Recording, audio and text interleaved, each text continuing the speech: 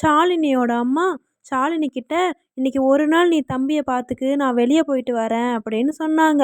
ஷாலினியும் அம்மா நான் தம்பியை நல்லா பார்த்துக்கிறேம்மா, நீங்கள் போயிட்டு வாங்கம்மா அப்படின்னு சொல்லிட்டா. அம்மாவும் கிளம்பி போயிட்டாங்க. அம்மா போன கொஞ்ச நேரத்திலே தம்பி அழுக ஆரம்பிச்சிட்டான். என்ன சொல்லி சமாதானப்படுத்துறதுன்னு தெரியல. உடனே ஷாலினி போய் ஒரு பொம்மையை எடுத்துட்டு வந்து தம்பிக்கு விளையாட்டு காமிச்சா.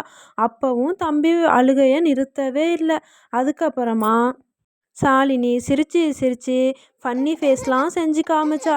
அப்பையும் தம்பி அழுகையை நிறுத்துகிற மாதிரியே தெரியல. அப்பையும் ரொம்ப அழுதுகிட்டே இருந்தான். மறுபடியும் ஷாலினிக்கு ஒரு ஐடியா வந்து, சரி நம்ம டான்ஸ் ஆடி காமிப்போம், அப்போ அழுகையை நிப்பாட்டுவான்னு டான்ஸும் ஆடி காமிச்சா.